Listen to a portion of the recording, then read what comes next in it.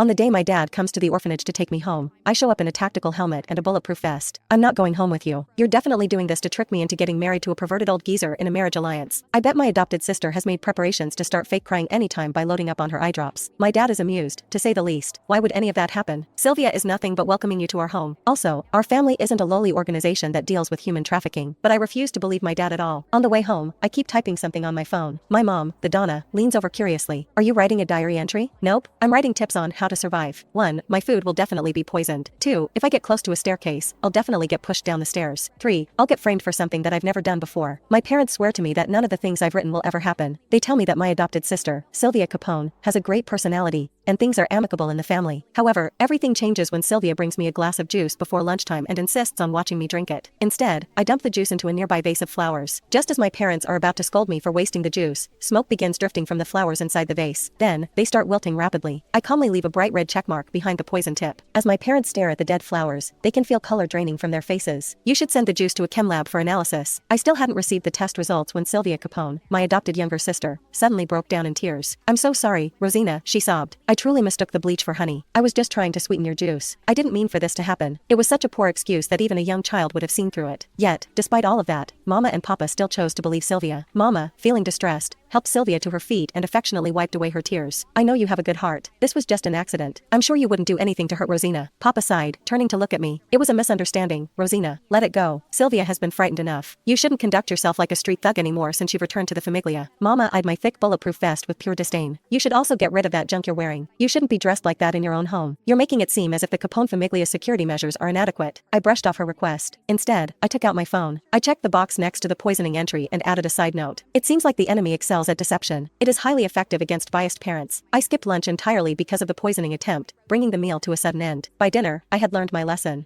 I brought out some canned food I had prepared beforehand, along with a professional-grade toxin scanner to check for any contaminants. It was then that a striking young man in a bespoke suit walked through the door. He was Carlo Bolani, the successor to the Bolani Famiglia and the fiancé Papa had chosen for his principessa. Carlo was originally supposed to marry Sylvia, but the engagement had been switched to me. He walked through the door and caught sight of me with the canned food. He immediately sneered and said, "This is precisely what one would expect from a slum dweller. Despite returning to the Famiglia, you're still stuck with your taste for trash." I paid no attention to his ridicule and continued eating my cold canned food. Upon seeing this, Sylvia placed a steak on my plate and said, "This is our private chef's specialty, Rosina. You should give it a try. It's not poisoned or anything." I looked down at the steak, took out the professional-grade toxin scanner, and tested the food right in front of the entire Famiglia. Carlo suddenly slammed his hand on the table and rose to his feet. "Haven't you had enough, Rosina? How dare you behave in such a manner when Sylvia was kind enough to share her steak with you? How could you test for poison at the dining table? Have you lost your mind?" I calmly stowed my professional-grade toxin scanner and tossed the steak into the bin. I nearly got taken out by that juice she gave me this afternoon.